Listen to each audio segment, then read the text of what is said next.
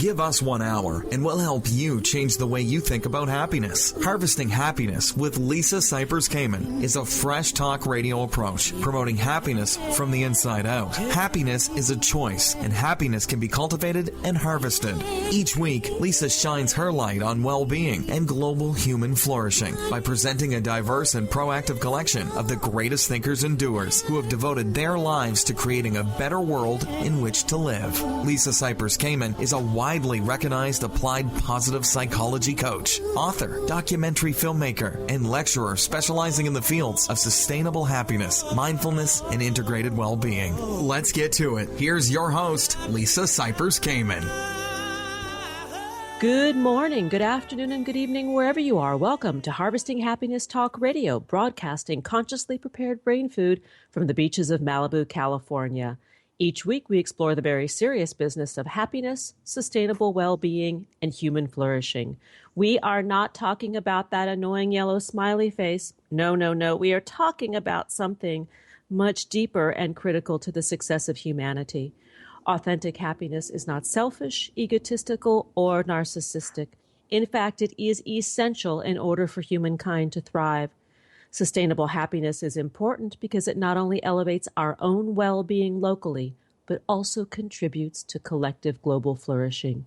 The achievement of a happy life is not only positively good for us, it is constructively good for those around us. In short, happiness matters. Happiness comes from the heart, and this show is most definitely all about the heart. You know, each week I do this show, and I do a lot of talking.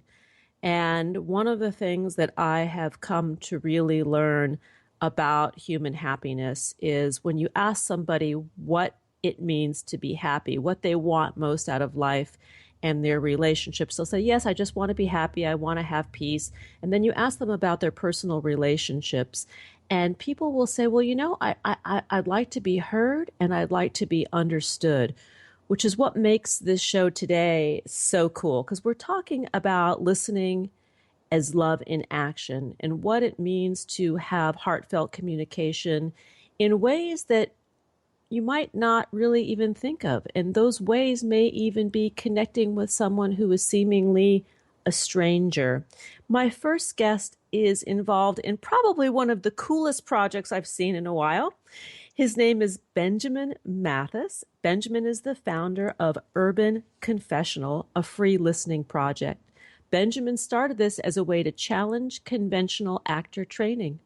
Urban Confessional is a community of artists who believe people should be heard.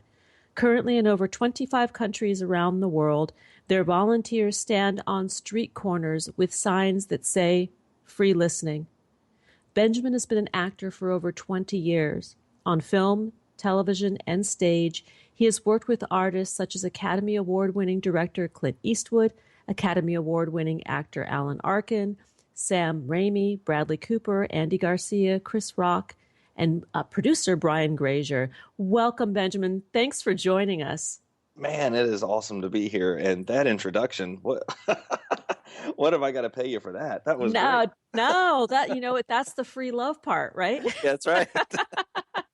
Well, thank you so much for having me. This is great. It is. And I want to shut up and let you just get into the origins of Urban Confessional, and I'm going to do the listening. Okay, great. About four and a half years ago, I was kind of in a place of personal turmoil and had gone through a divorce and had really found myself at a rock bottom. At the same time, I was working with a lot of actors, and I was an actor myself, and I run an acting studio in Los Angeles, and I was looking for new ways for actors and artists of all kind to find a different level of personal, a new level of personal commitment in their work. And I wanted to bring service into the artistic process. At the same time, I wanted to bring service into my own healing process from my divorce. So I was literally crossing a street one day in North Hollywood, and a homeless man asked me for money. And I said, I don't have any money, but I can pray with you. So I did that, and I've never done that before. And I was like, wow, that was really cool. That was a really deep connection and a very vulnerable connection. I thought, this is the deal. How can I how can I do this with actors in some way? And so I thought free listening would be about as close to free praying as you could possibly get. So then we went out on the streets and we did free listening, and it just kind of blew up from there. It's kept going. It has a lot more to do, of course, than just with acting or artistry, but that's kind of where it started. That's the community I live in, and the community I have access to, and that's the community where we started. What's interesting about listening is because we all want to be heard and because we all have something to say, I think that's the beginning common point. But for the listener, somebody who is willing to be quiet, show up, and hold space for another person, I think I can confidently say, from being part of the Listening Post, which is a Malibu community service project, that there is some exquisite magic that happens. Yeah, there really is.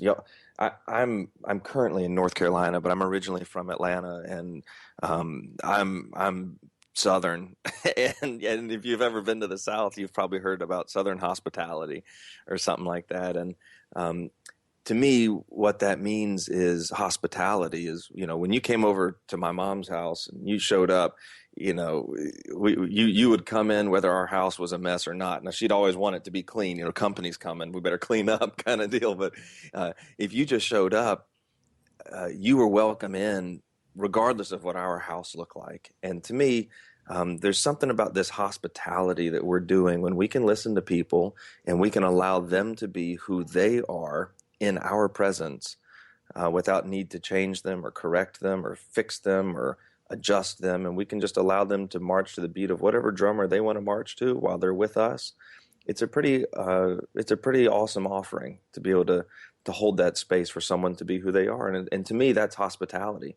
And we can practice that all of the time. And so no matter what kind of condition I'm in, I will let you into my space, and you can be who you need to be in that space. And I can even love you on your terms, and we can move forward like that.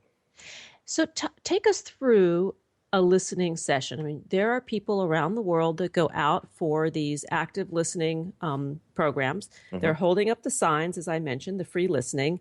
How does it work? Well, that's pretty much how it works. I like to say it ain't rocket surgery. You go and you make a sign and you make yourself available by holding up the sign, and people come almost immediately. They'll come right up to you, and they usually ask the same thing. They'll usually say, what are you doing this for? And we just say, we're doing it for you. And they go, no, really, what are you really doing this for? And we say, no, really, we're doing this for you. There's no catch. We're not recording it. There's no judgment. There's nothing. We're not a part of a church or any project, like a scientific project. We're not doing research. We're not therapists. We're really just regular people out there being there for you. And that's it. And what is the reaction on people's faces? Well, I see it's really great because sometimes they will come right up to you and speak. And a lot of times people just walk by and they give you like a head nod or a wave or a thumbs up. You've kind of infected their day with this kind of listening idea, and you can see it kind of go through their mind. And so whether or not they actually speak to you, I mean, gosh, 20 smiles an hour, whatever. And people are walking by and they look at the sign and they think you're protesting or they think you're asking for something. And then they read the sign and they just have a moment of, oh my gosh, this is wild, and they give a smile. It disrupts their day in a beautiful way, whether they speak to you or not. We did an interview recently with a guy. The name of the app is Verona, and it was all about people from opposing sides of issues coming together to connect on an app, a swipe app, to really get to know one another, getting to learn opposing sides of an issue. And I see that while the listener is really just holding space, they're pretty much silent and nodding and having a certain presence with the one who is speaking. But the importance of listening to one another now, especially since we are such a divided country, scarily so, actually. Mm-hmm. What makes this uber relevant today? Well, I think you're really bringing up a good point, and especially here with the political climate that we're in. And actually, I've partnered up with two other unbelievable listening organizations: Listen First Project out in North Carolina, and the Listening Center based in Long Beach. And we are going to bring free listening to the Republican and the Democrat national conventions. So I'm going to be in Cleveland in a couple of weeks, and then we've got volunteers in Philly, and one of my favorite playwrights, Lanford Wilson, said that we've mastered half the art of communication. I thought that was pretty good. I was like, you're right. We're all pretty good at the talking part. And nowadays it's great. I really love the fact that today everyone has a platform to speak their mind. And I think that's a great thing. But I think it's contributing to this imbalance. We're hearing a lot of people say things, and we're hearing a lot of opinions, which is great. But I don't think we are consciously activating this listening thing. And so a lot of the tone of the conversation around things we disagree about become more about yelling and disagreeing and responding to convince others to change their mind. And we don't make room for the listening. And for me, the key is to hear the person before you hear the opinion. And if you can do that, then the opinion is just a thought that can change, and it matters, and it might guide the way you live your life, but it isn't who you are in many ways, I believe. And so I've had friends say, I would never marry a Republican, or I can never be friends with a Democrat. And I'm just thinking, well, you're missing a lot of the beauty of life, because that's not all that they are. Those are just opinions and beliefs they have right now. Yeah. I want to just go back to ask you about the Republican and Democratic national conventions and bringing listening to these arenas, because I think this is fascinating. I mean, what you have in these divided parties is a lot of passion, and this is where I think we're missing the boat with this.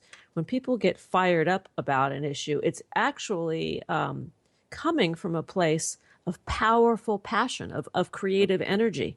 Mm-hmm. Yeah, it is. It really is. And I love being around people who are passionate about anything, because that speaks to their humanity. It speaks to their creativity, like you said. It speaks to their heart and their willingness to love and invest. And I just feel like if we're listening to that passion, and if the passionate can listen from their passion, we can really complete a cycle here, and we can love people for the passion they have and respect them for the opinion. We're going to go to a break, and when we come back, I'd love to talk more about your plans at these national conventions. But before we go out, I want to give the contact information to learn more about Benjamin Mathis and his work with Urban Confessional. Please visit urbanconfessional.org. On Facebook, that page is Urban Confessional, and on Twitter, the handle is @UCFreeListening. Here come the tunes. We'll be right back, and that's a promise. We know that life is tough and that happiness can and does live along with adversity. We'll be right back to explain how on Harvesting Happiness with Lisa Cypers Kamen on TogiNet.com. Like us on Facebook at Harvesting Happiness and on Twitter at HH Talk Radio. Lisa returns with more of Harvesting Happiness following this short break. Happiness is an inside job. Wear the message on t-shirts, baseball caps, sterling silver designer jewelry, and more. Please visit our online boutique at www.harvestinghappiness.com.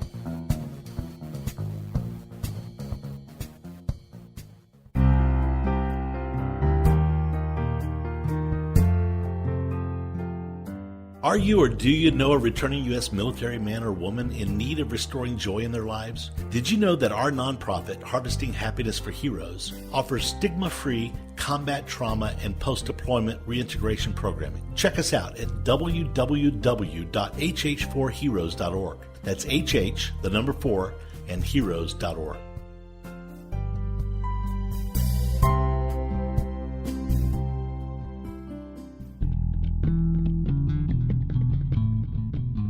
Nothing gives happiness like a free gift.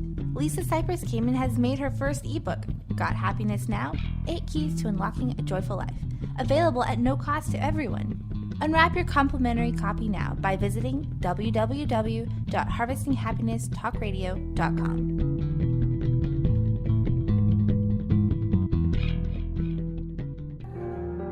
Welcome back to Harvesting Happiness with Lisa Cypers Kamen on TogiNet, the show dedicated to promoting happiness, because happiness is a choice, and happiness can be cultivated and harvested. So let's get back to it. It's Harvesting Happiness on TogiNet.com. And now back to your host, Lisa Cypers Kamen. Welcome back to Harvesting Happiness Talk Radio. If you're just joining us now, we are talking about the power of listening. We're talking about the Urban Confessional with Benjamin Mathis. And Benjamin has a project that he started about 4.5 years ago that involves community listening, going out into the community, holding up a sign that says free listening, which is an invitation for our fellow humankind to be heard. And Benjamin, prior to the break, we were talking about you taking this on the road to the Republican and Democratic national conventions. What's in store? What do you have in mind? I have no idea, and and I think that probably aligns me with the parties themselves. So we'll yeah, see. Right, exactly. But I know that I'm showing up in Cleveland. I'm bringing a friend with me, and we're going to try to document some of our experience and find out what happens. But I've never even been to Cleveland before, and I do have some volunteers who are going to meet me there. So I'm hoping that one of them knows how to get around the city. But for me, my favorite quote about listening really says, it's by David Augsburger. It says that being heard is so close to being loved that most people can't tell the difference. And in this space, we will likely have people voicing their opinions and their thoughts very loudly and yelling at each other, possibly. I hope that we can be a presence of love and a presence of listening and actually take in what it is that they're saying. I think people protest because they don't feel like they're being heard. And we'd like to very actively be there and hear what it is they're saying, and maybe even see if the protesters will be willing to hold the free listening sign and find out what happens if we can do that. So that would be wild. I don't want to let the cat out of the bag, but that's kind of like a little idea I have that would be really cool. And if we can't bring two sides together and let them speak and let them hear each other, I think, how do we get a Republican and a Democrat to love each other? We can start with getting them to listen to each other. Yeah. And when we listen, we see how much more we have in common than our differences. We really do. And I think all that would do is change the world. That's all. Yeah, that's all. Just a tiny little thing. And just a little thing. And that's been my experience. I mean, I listen professionally every day. I listen to clients. I listen when I'm on the radio. But when I go out and do the community-based listening, the non-fee-based listening is what we call it at the Listening Post, I am fascinated by the stories that people tell. And we go out in our community, we go to the farmers market where we tend to see a lot of homeless veterans come out to be heard.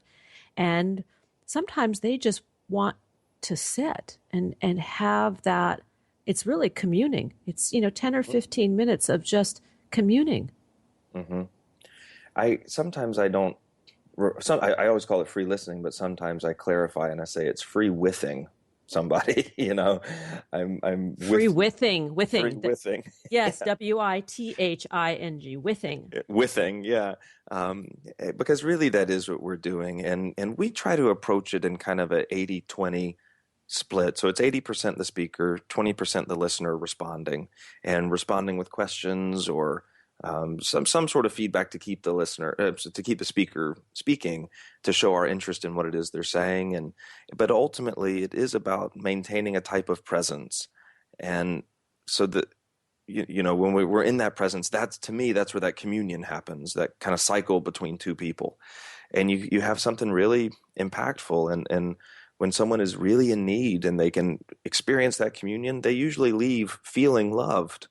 And this is where listening and loving are so closely joined that most people can't tell the difference. And that David Augsburger, is it Augsburger or Augsburger quote? I think it's Augsburger.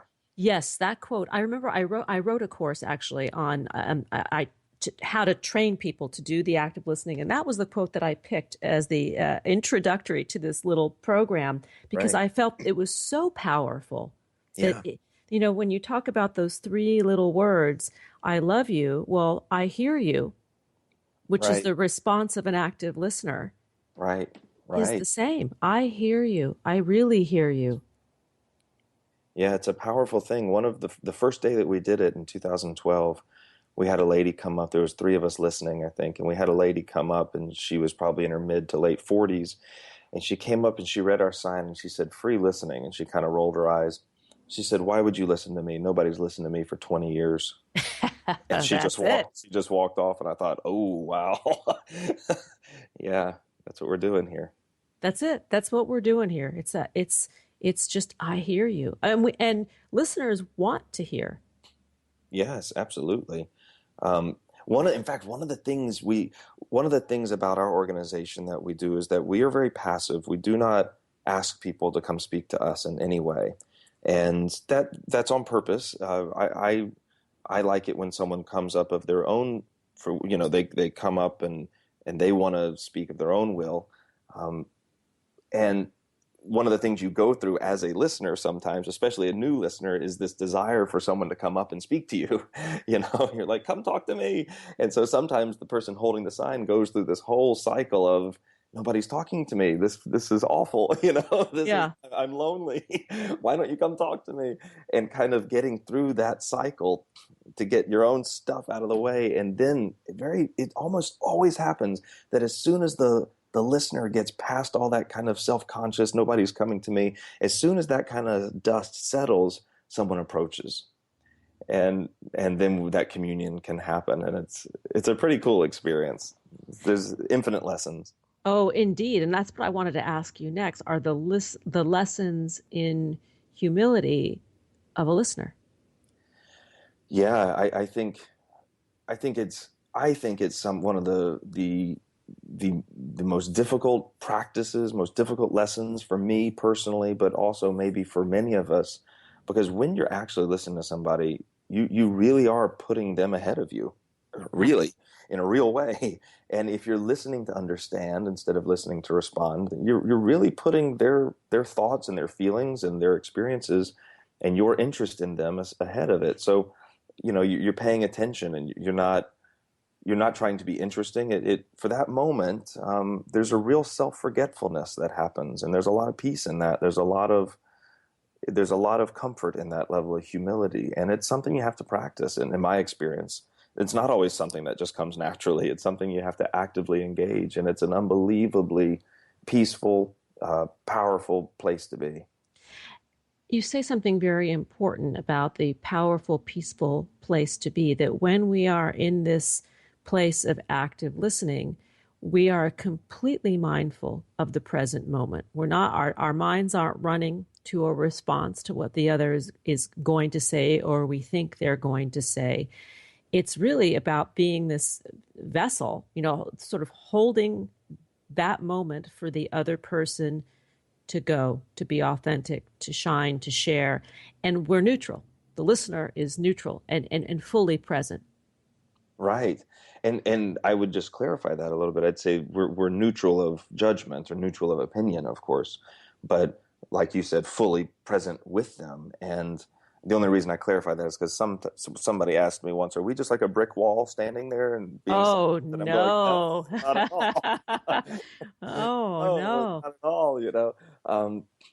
But you're 100% correct. That's it. And that level of presence, when you're really listening to somebody, this is where I find it has so many applications to artistry and acting, and of course to anything that we're doing. It doesn't matter how it manifests. You could be middle management in a big corporation, and this level of presence will help that experience. But for me, for the acting space and in art, that level of presence and accessing it through listening and through ultimate presence and through withing somebody and being that present with them really is the key to all acting technique, all art technique. And so that's really where all of this comes together for us, is that you have to get everything out of the way if you're going to really listen and be present to somebody. And that's a great practice.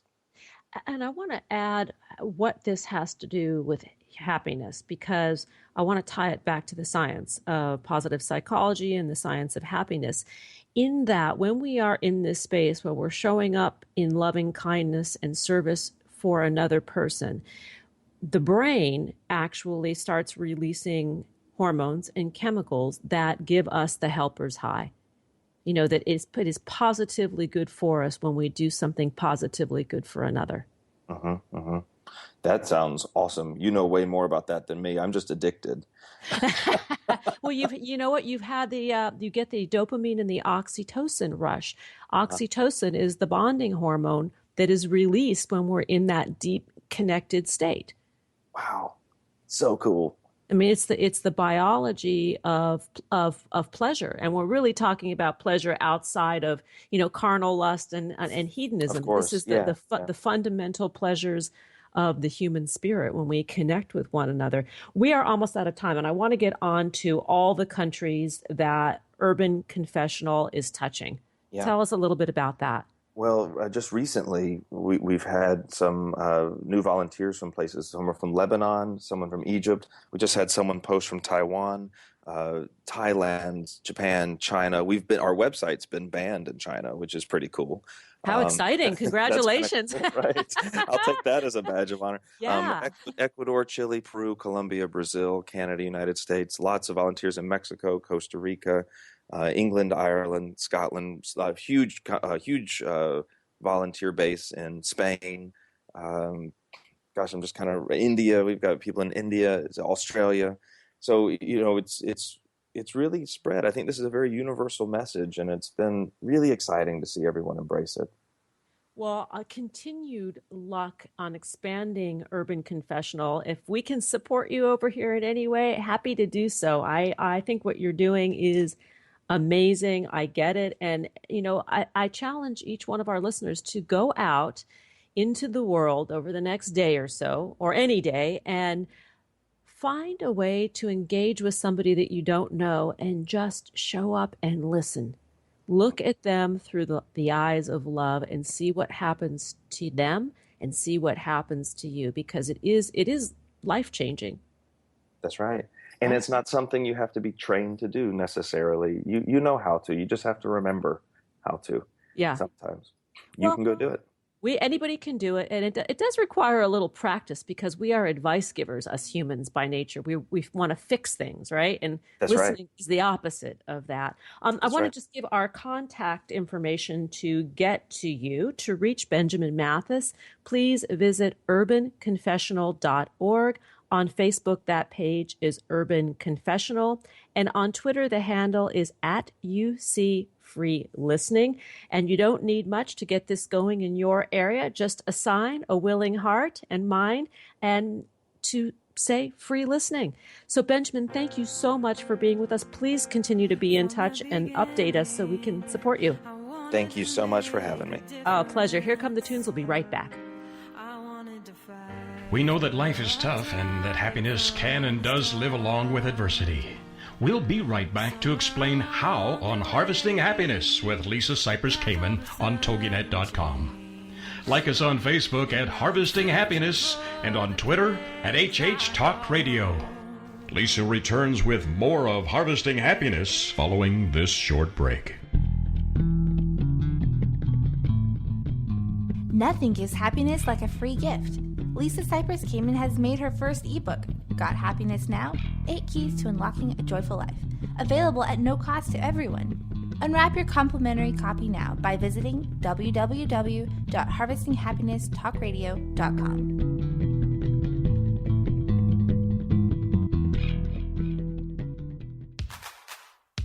Like what you hear on Harvesting Happiness Talk Radio? Subscribe to us on iTunes and get your weekly dose of joy downloaded free and easily to your computer or portable device. That's Harvesting Happiness Talk Radio on iTunes.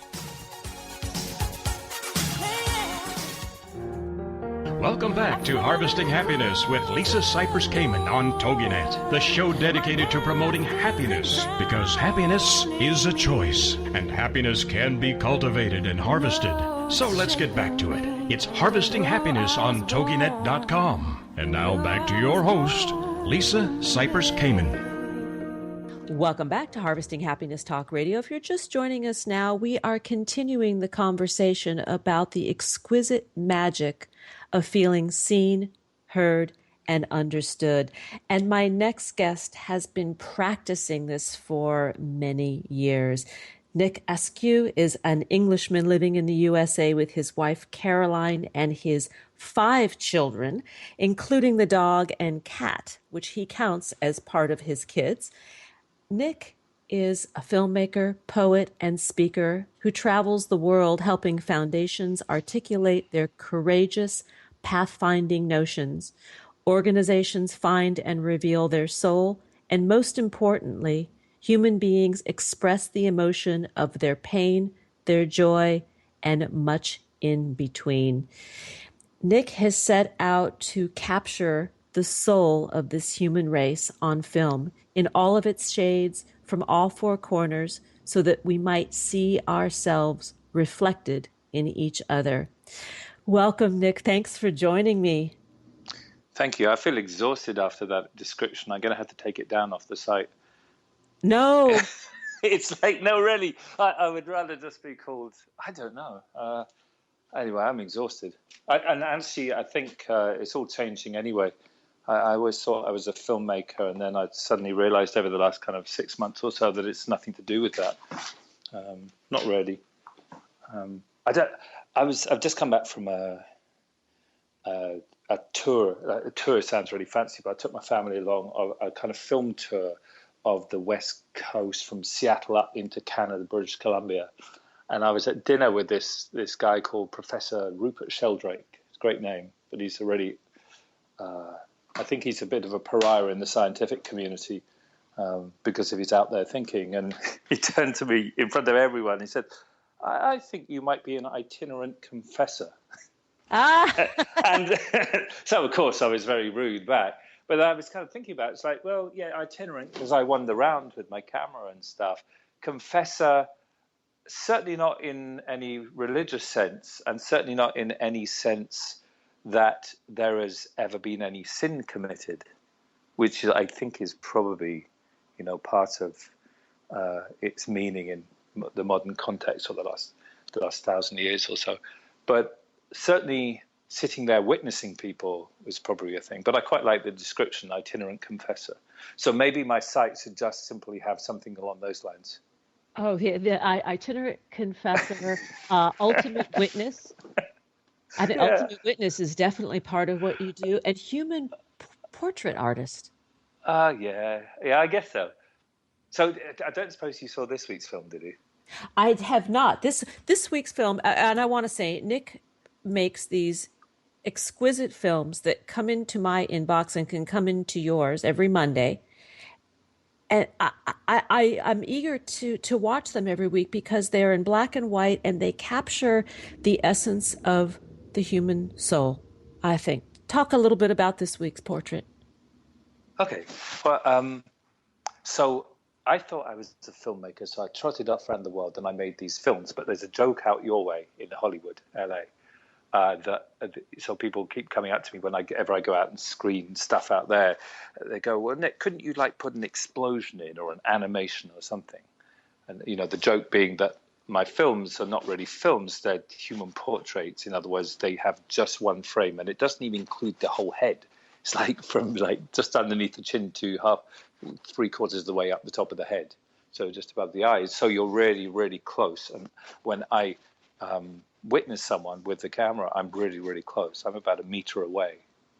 And so I would trot off around the world and, I'm patronized or commissioned or whatever. And that's all very nice. And I would make films about subjects often. But really what I'm doing is not making a film about a subject, because at the heart of all of it is this, what can best be described as witnessing. Yeah. And witnessing is the most extraordinarily subtle thing. And I've come to understand this because I've spent so long doing it.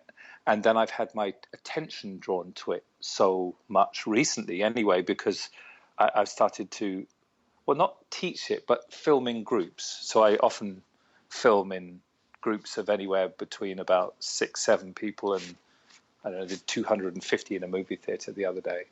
So you can imagine someone brave enough to step up. Well, I'll talk about the film this week, which ended up as the most beautifully sublime articulation or the visceral experience of depression, which sounds an awful thing, especially on a radio show with happiness in the title. Kind of absurd, really, isn't it? But it was amazing. So this is what happened.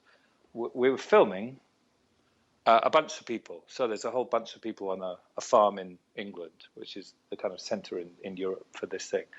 And then something strange happens, and I look behind me, and our chef is there, and she's been with us a while, and she's quite extraordinary, and everyone knows it. And I think I might have said, I think it might be your turn. And she says, yes, I think it is. And she kind of is drawn towards the chair, and she sits in this chair, and there's a whole bunch of people in this room that we're filming in. And, you know, I have my camera there. It's not a big setup. There's no crew. It's just me, a camera, a window for the light. And Caroline is sitting there. And we're about 1 meter apart, which is close. Maybe it's 1.25 meters. I find when you go further away, this just kind of fades away, the human soul turning up. And then what happened. And what happened was I witnessed Caroline, as did everyone else in the room, and now as does everyone else who has the chance to see this film. And it's about as raw as a human being can get, you know, metaphorically stripped totally naked. And out comes this immense articulation of depression, of the weight, the sheer weight and terror of depression, and the ability to live alongside of it by being kind to oneself and not fighting it, which I think a lot of people, you know, people are fighting for happiness all the time, and it's a constant battle. Whereas to me, I mean, I'm not an expert, but to me it would seem all the emotions that run through our everyday, you know, be it happiness or its opposite, you know, desolation, are just things that happen, and to accept them in like waves would be a much more useful thing, rather than to attach to it as an identity, to say, I'm a happy person, or I'm a desolate person, or I'm a depressed person. Just let these things happen. And the film is called, ended up being called In the Fields, or The Fields of Kindness, because that's what she described, this place she came to when she finally gave up because there was no other option. It was death or giving up. And so if we then examine, you know, because people always want to say, you know, when I'm teaching them, for example, you know, how to use the camera, which is really just a metaphor, it's not that. People say, well, what are you doing? In fact, one guy once, who's a filmmaker, who's just going, Nick, I've been looking at you for 3 days. What are you doing? Going, you just asked the very wrong question. You forgot to ask me what I'm not doing. And I think the art of witnessing is entirely that. So if you can imagine, you know, say you and I were sitting across from each other, and we go in to make a film about, I don't know, happiness. That's not witnessing. That has an intention. That has direction. That has an end result. That has a purpose. That's not witnessing. Witnessing is the absence of everything. So physically, it looks still. So there I am. There you are. I am utterly, utterly still. It's almost like the witness, myself, disappears. There is no agreement with you. There's nothing for you to look towards for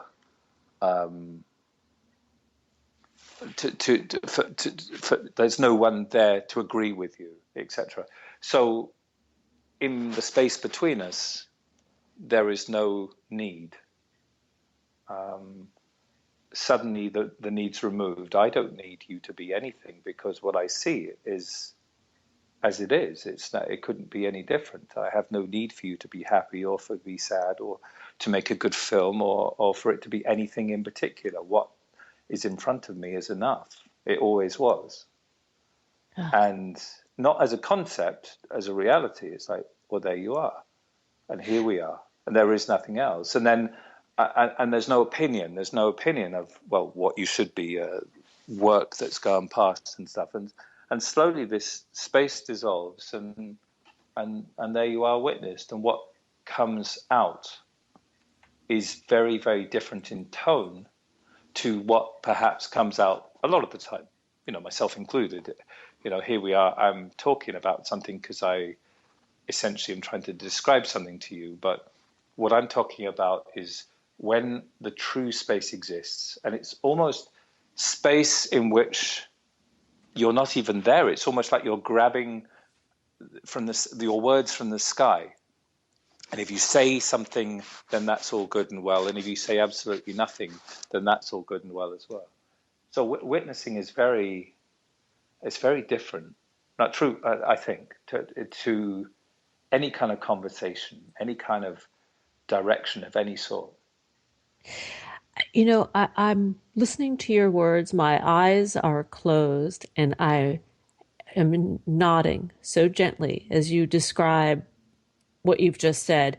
And it is this space of sacred space holding, as what comes to my head. In my mind, what you are speaking of is this sacred connection that allows the space for the soul to be revealed. Yeah, I guess so. The more I head down this path, which seems kind of inevitable, the more I realize you can't even put words to it. And like, so most of my filming now is quite bizarre in one fashion. It contains nothing. It's like most of the time I say nothing, and I can't even describe it, and I just kind of look, and it's like there's a seeing straight into something. I don't know. Magical. Eternal. Yeah, Eternal. I magical. can't describe it, but it changes everything, and it takes no time. We know that life is tough and that happiness can and does live along with adversity. We'll be right back to explain how on Harvesting Happiness with Lisa Cypers Kamen on TogiNet.com. Like us on Facebook at Harvesting Happiness and on Twitter at HH Talk Radio. Lisa returns with more of Harvesting Happiness following this short break.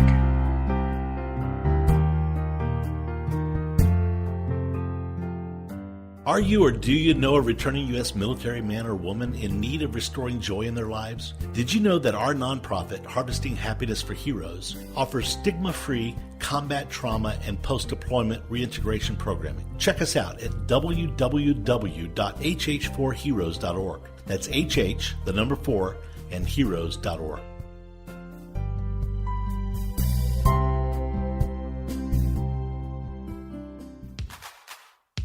Like what you hear on Harvesting Happiness Talk Radio? Subscribe to us on iTunes and get your weekly dose of joy downloaded free and easily to your computer or portable device. That's Harvesting Happiness Talk Radio on iTunes.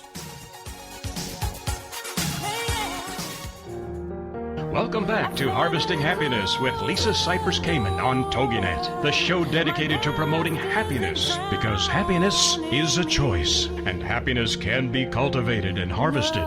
So let's get back to it. It's Harvesting Happiness on TogiNet.com. And now back to your host, Lisa Cypers Kamen.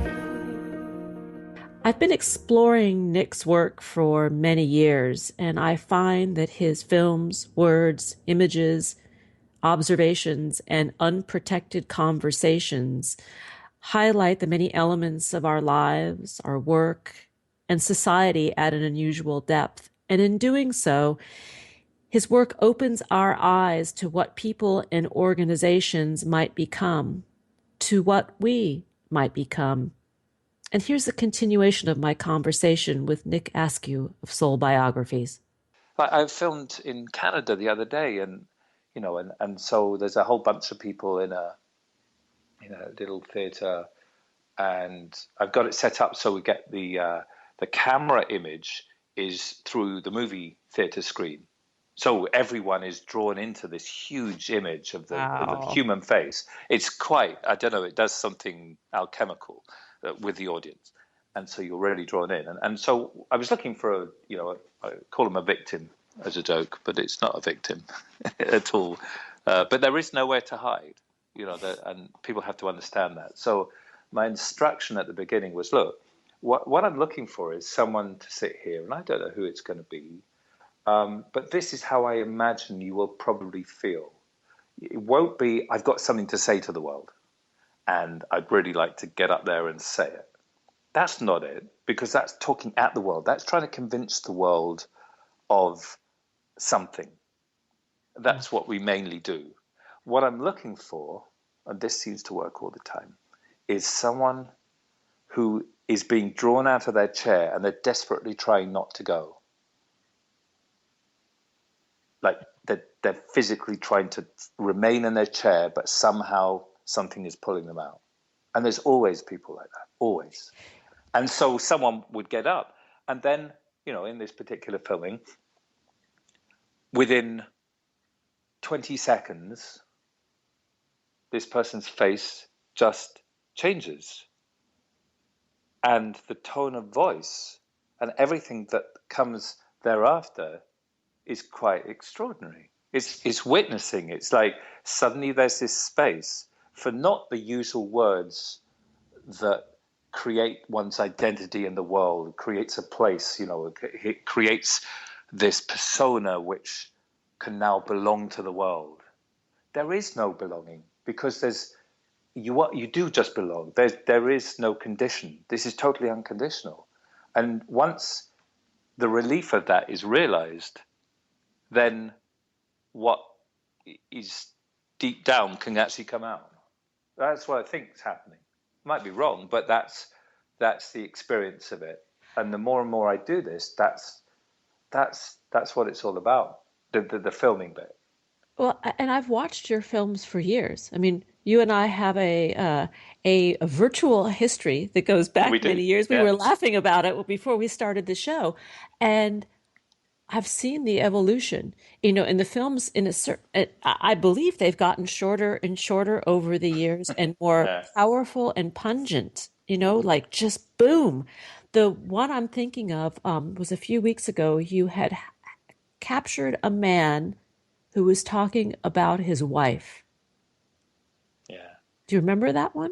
Well, of course you remember it. You made it. Well, of course, you can't. Well, look, Lisa, here's the thing. When you see someone, really see, like deep into someone, you could never forget. You can't unsee it. So yes, I can't unsee it. I've watched it probably half a dozen times. Well, yeah. Well, here's the thing. With Nigel's his name, and I didn't even tell the story of this underneath the film or anything, but it was it was a day in England where there were, I don't know, maybe 25 people in the room, and I was looking for a volunteer, and I don't know, he ended up in the chair attempting to articulate the notion, the nature of love, because that was at the core of his work.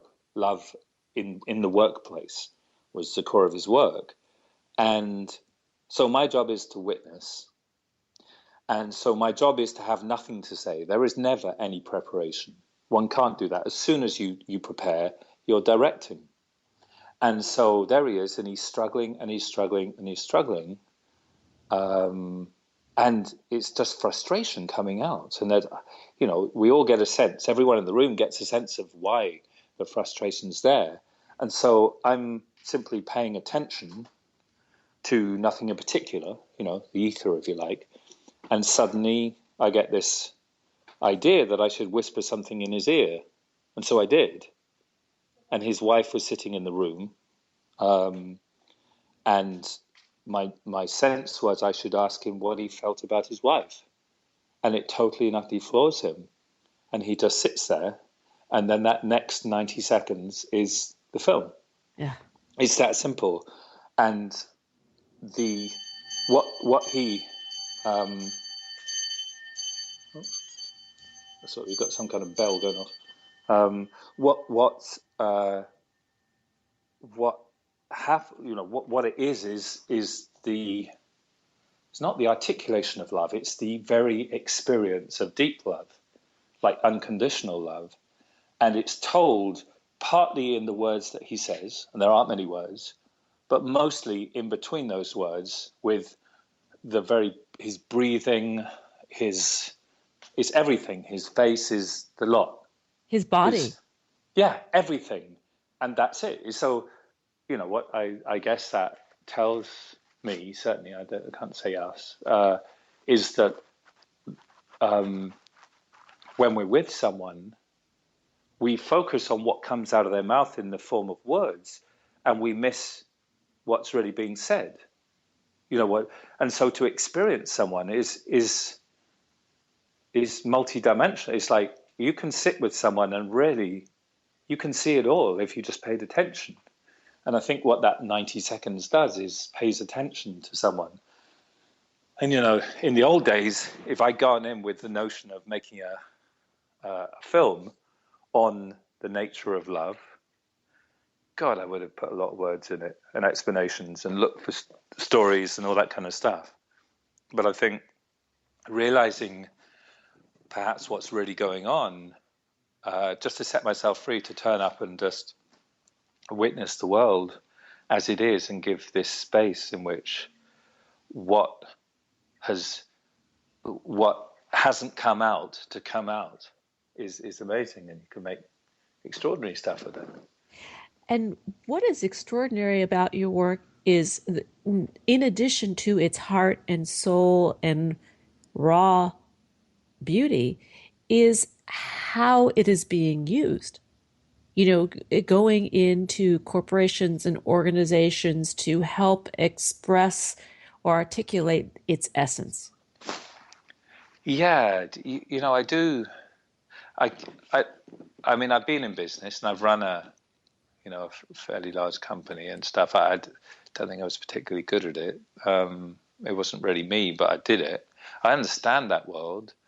And I do understand that underneath it all, when like the causes of all the things that are seemingly wrong in the world, and I'm not saying they are wrong, they just seem like they're wrong. Like if you're running an organization and it's not, it's not quite performing like you think it is, profit or non-profit, it doesn't really matter. Organizations are just groups of people trying to do something together. We try to fix it. That's what we're trying to do. But the causes of everything lie far deeper than we could possibly imagine. And so it's almost like we're scrabbling around on the surface.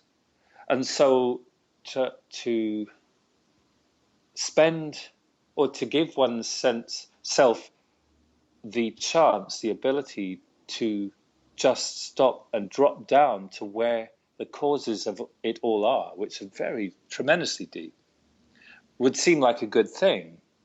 And so it takes people by total surprise often, because people are so sure about their purpose and their mission in the world, but almost with no words, one can be almost catapulted into a space where suddenly you don't know. And from that don't knowing comes something very profound. And you realize that, the path you're going down or the way you're going about it is just not right. Or it could be different. And I think that's an amazing experience to go through. I like doing that. I want to just jump in here and add, let me be your champion and cheerleader in this way, that you are now offering intensive workshops for anybody who wants to learn this way of, I think it's a way of being. I don't think it's a technique for making art. It's a way of being, and that's the portal. Yeah, I started out. It started by accident because I couldn't film enough people because I didn't have enough time. So I got them together, and to be honest, it's kind of been focused on, well, let's teach someone the method of using the camera. And there's lots of people who can, the entire industries that require full attention and presence. Be it psychotherapy or coaching or working in business. To be honest, all sorts. But what I've realized is I'm gonna section it off. So I have a lot of people who go through that thing. So we get together and get totally and utterly lost for 4 or 5 days, and absorbed in everything. They're kind of 16 hours a day. In fact, I've got to have someone there to tell me to stop, and because I'd go forever. But people generally, it's pretty intense. People need breaks and stuff. So I'm not good at stopping. So I have someone who's going, I think everyone's about to fall over, so but so there's that. But what I realized was not everyone needs that. Not everyone needs to understand that the camera has a part to play in this. Sometimes people might just like the experience of being truly seen, like you can't really describe, or perhaps like I'm attempting to describe here, to actually sit in a place where immediately, with no condition at all, you belong. There is no condition. And that's really, I think, what it's about. Because when one realizes that, I realize that, then everything is different, yet nothing is physically different. It's... yeah.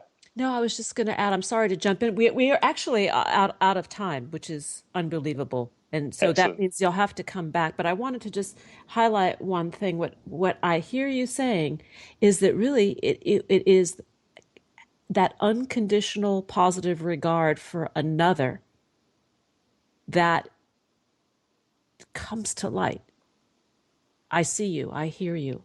I understand. Yeah, although it's not, positive, I guess, positive, but there's this, look, so if I'm with you, whatever comes. And if it's desolation or despair, then that's what it is. I would not react to that.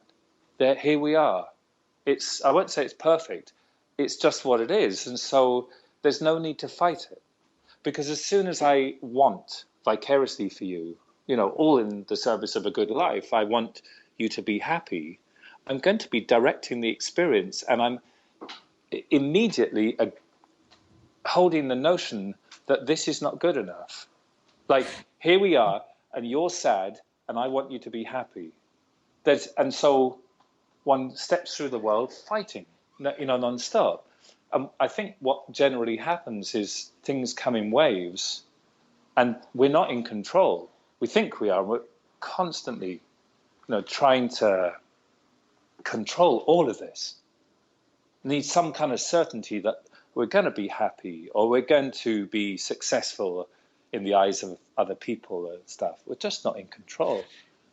And more as I do this, and I use less and less words. Not that you'd know it from this segment, would you? It's like no.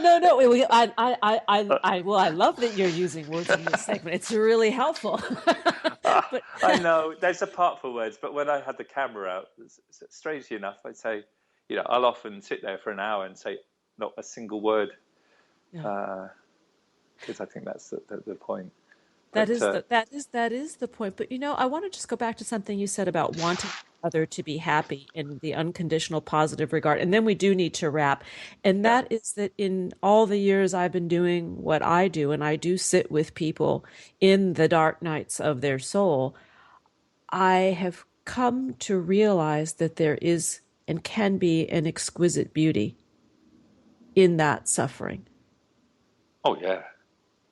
Oh, go watch this kindness, this in the Fields of Kindness. It's exquisitely beautiful. I am going there, and I just hadn't had a chance. I watch every week, and excellent. And this has been for many years, and I love your work. But we are going to need to wrap, and I want to give contact information, and I would love for you to come back because there's Yeah. more to say. To learn more about Nick Askew and his work, please visit nickaskew.com. On Facebook, the page is Nick.Askew, and on Twitter, the handle is @NickAskew. And his work is also called Soul Biographies, and I want to give that name as well because you can Google that. And here are a few thoughts before we part. Thank you. I better just say one thing. Okay, better. I'm Nick without a K. There's no K in Nick. N-I-C. Fearless Nick. A-S-K-E-W. Or you could just put in Soul Biographies, but then it is S-O-U-L and not S-O-L-E. It's not about fish. But I did register that name just in case because people were trying to Google S-O-L-E biographies at one time. How funny. No, this is all about the heart and the soul. Yeah. Here are a few thoughts before we part. Happiness is not a destination. It cannot be bought, sold, or traded. Happiness will never invite you to the party. It simply comes down to a choice to show up each and every day in the world with passion, purpose, place, and meaning. Thanks for joining us on Harvesting Happiness Talk Radio. This is Lisa Cypers Kamen and my guests today, Nick Askew and Ben Mathis, wishing you kind thoughts, kinder words, and the kindest of actions. Until next time, remember, happiness is an inside job. Happiness is your inside job. Harvesting Happiness Talk Radio is produced in collaboration with TogiNet and KBUU and is available on PRX, the Public Radio Exchange. Go out and rock your day. Thanks for joining us on Harvesting Happiness Talk Radio with Lisa Cypers Kamen. Join us each and every Wednesday for a brand new broadcast and continue to harvest your own happiness anytime from the comfort of wherever you are with hundreds of free downloadable podcasts from our libraries on iTunes and SoundCloud. To learn more about Lisa's global practice as an applied positive psychology coach specializing in lifestyle management as well as addiction and trauma recovery services, please visit harvestinghappiness.com. Spread more joy by liking us on Facebook at Harvesting Happiness, following Lisa on Twitter @Lisa Kamen, and tweeting us with the hashtag Harvesting Happiness.